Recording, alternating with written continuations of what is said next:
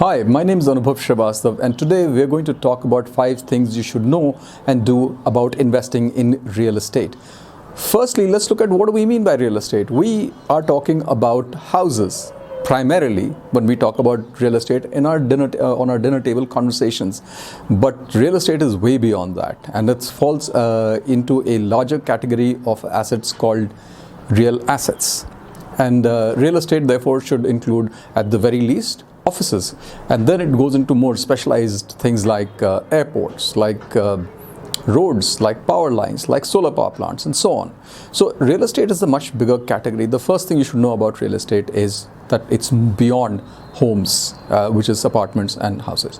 The second thing is what's been happening about real estate in the country. We've been through series of lockdown and pandemic related disruptions in the country, and therefore the average over the last few years would be an interesting way to look at what real estate returns are.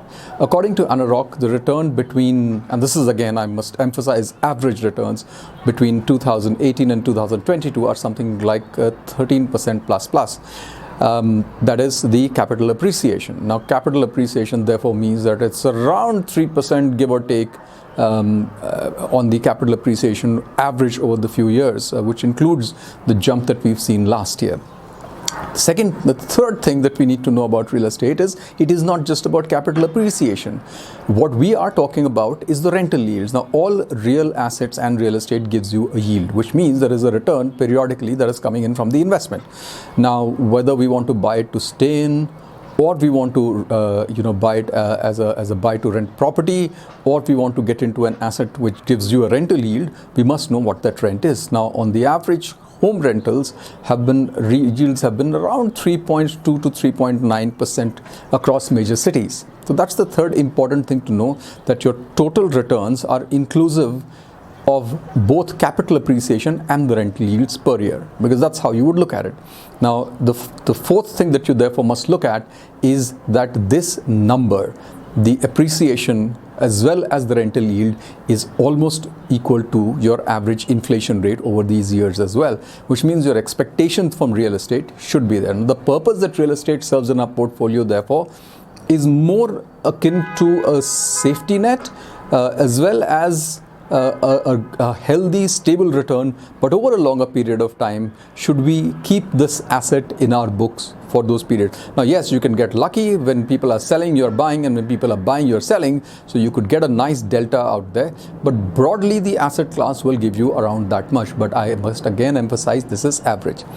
Last but not the least, when we're looking at investment in real estate, one is that the characteristics of the real estate investment that you're looking at are important, which means that are you buying the asset itself? I mean, surely you can't buy an airport. With us went for much bigger players in the market, but you can buy a home directly. You can buy an office space, both of these to rent out.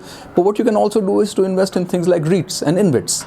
Now, those REITs and InvITs are basically collections of these properties, different kinds of properties, into a mutual fund type structure which trades on the exchange. So it's exchange traded, that you can buy for a few hundred rupees rather than spending large amounts of money.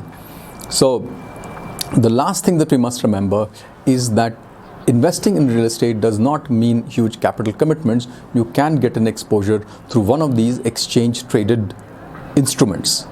On that quick note, let's keep an eye on where the real estate market is going before we make our investments. Do explore the electronic versions of real estate, and the next time we'll delve a little bit deeper into real estate and a bunch of other asset classes that are beyond our normal investment paradigm. Thank you so much, and see you soon in the next video.